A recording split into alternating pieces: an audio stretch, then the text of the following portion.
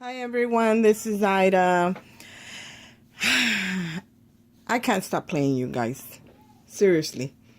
I wanted to show you a project I was working on, and I actually just started it last night and I finished it this morning because I pretty much knew what I wanted to do with it.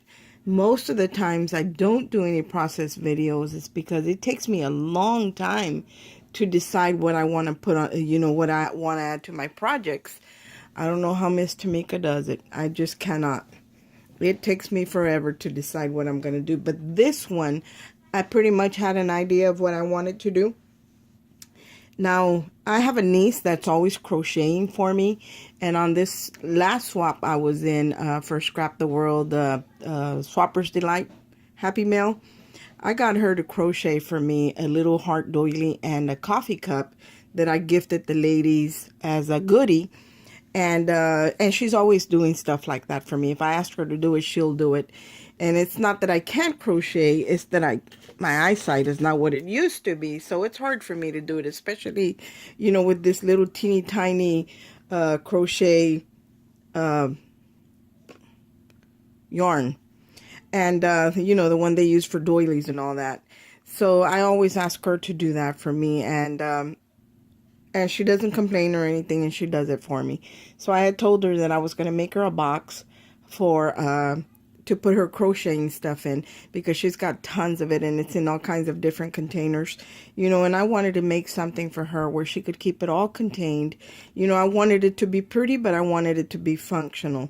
Now, I'm sure she's not expecting this box to be ready because it takes me forever, because I'm always working on a million things. It seems like I always got something to do.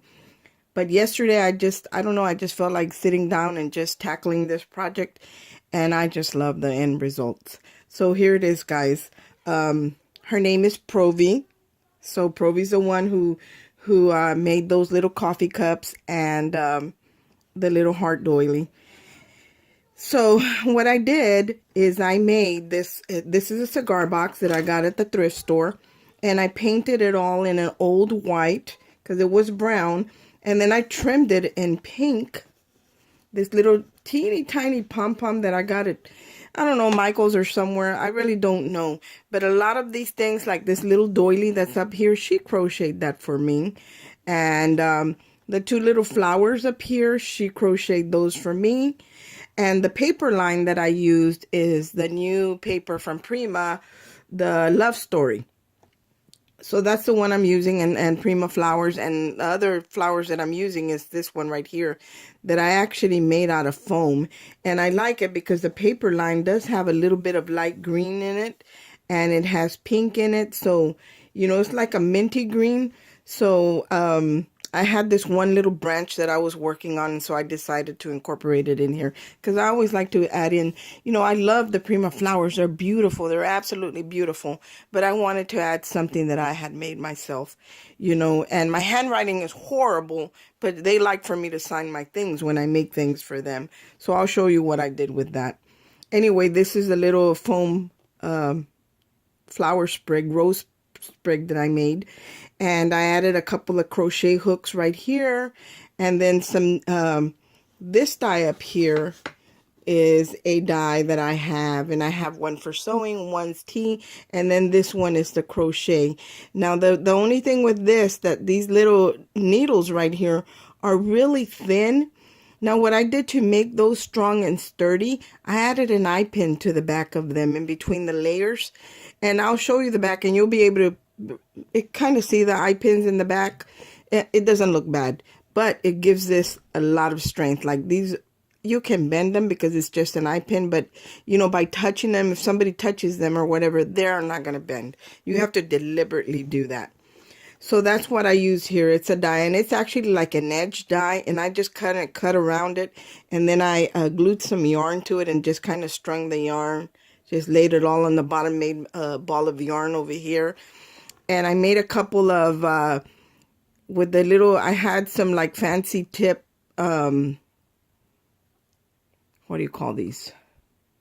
Pins that you use to make, this is not the stick pins ones. These are the ones you use to make jewelry. So I had a couple of those head pins. And but these had a fancy tip on them, and I added one of my new beads, the little pink ones, so, and stuck them into the ball of yarn to make it look like somebody was knitting or something with them. And then I added, of course, the Prima flower right here. There's one up here, and there's one back here. And these doilies right here I made out of molding paste, flexible molding paste.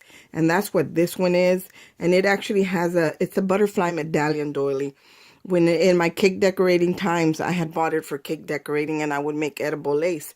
Now I use it for my crafting, and I use modeling paste, a flexible one, and make doilies. So here's another piece on this side right here, and they come out really nice, and they're nice and thick. They're not gonna crack or anything because it is a flexible modeling paste. And there's another one right down here. You can see it right here, and here's the hooks. All I did was kind of cross them over to stick out.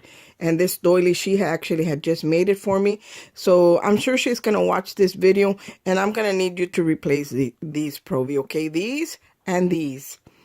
And I also had crocheted this little purse, and I really like the way it looks, so I added it on here like it's a crocheting bag. And I just stuffed it with some filler, and I put a little dangle here just to kind of make it pretty, a little flower. So I added it right here next to the ball of yarn that I put in here. And then right here's where I put her name in one of these plates. And my handwriting is horrible, but they like for me to sign my things. So this is something that she's going to keep probably for a very long time and know that I actually wrote her name on there. So I think she'll get a kick out of that. So anyway, I personalized it for her. And I could have very easily printed it out or stamped it out or whatever. But I know she will enjoy the fact that I actually took the time to write it myself. On top, I used one of the Graphic 45 boxes. And these are older ones. I don't even know if they still carry them. I'm going to put whatever products that I used, if they're still available, and I know where they, if I can find the links, I'm going to go ahead and post those on the video later on, if not today, tomorrow. So if you guys are going to watch this today, just kind of check back tomorrow if you're interested, and the links will be there if you want to find out what I used, other than things that somebody made for me or that I personally made. So I turned this box into a drawer, and I just added a little pearl to the front of this little latch that I have on here. Everything's falling over, guys, because this is a long cigar box. And I added a little flat back pearl to this little pull, and this actually pulls out, and she'll be able to stick, like sometimes she has to hide the ends of the thread when she's done crocheting at the end. So she'll be able to keep that here, and her markers when you have to keep count and you have to mark. So she's got a lot of little gadgets, and that she keeps in little small containers. That way she can put them here, and they're always going to be here, and she knows they're here, and they're not going to spill over, because this fits in here pretty snug. And even if you tip the box over, nothing's going to fall out.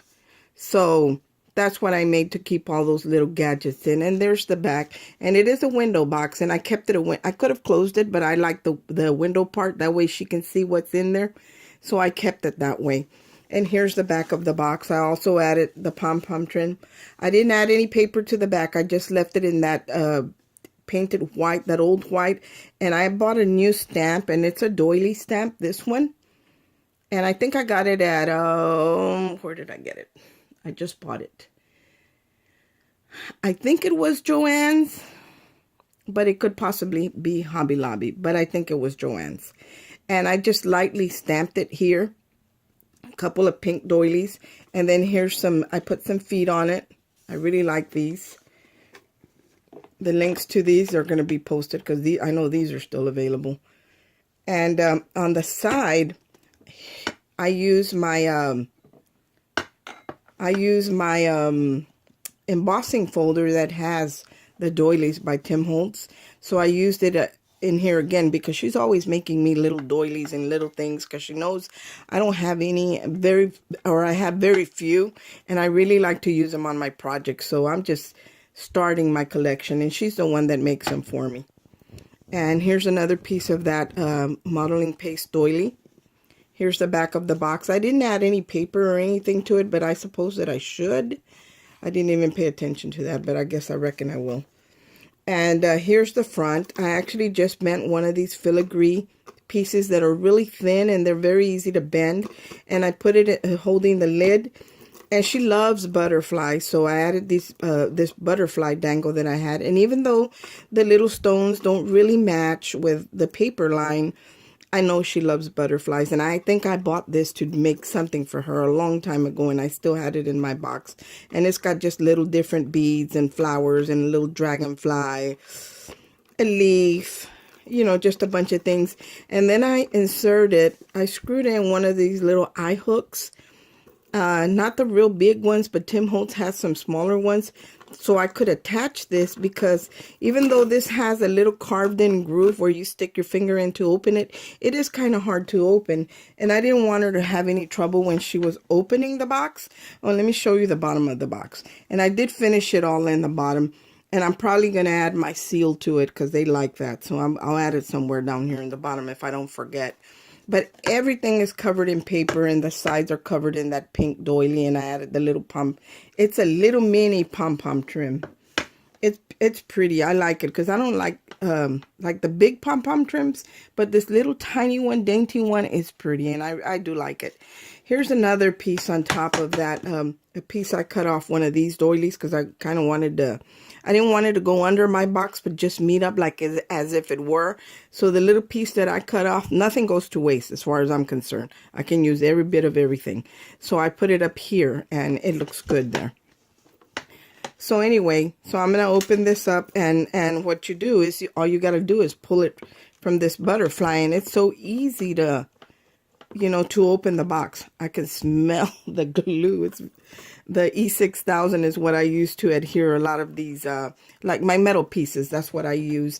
Now, I had a viewer that asked me about what I used to adhere to do the envelope charm dangle that I just made, the little love letter bundles. And I said it was glossy accent, diamond glaze. And she didn't know what it was. So I'm going to show it so she'll know what it is. Hold on, let me grab it. Let me grab it real quick.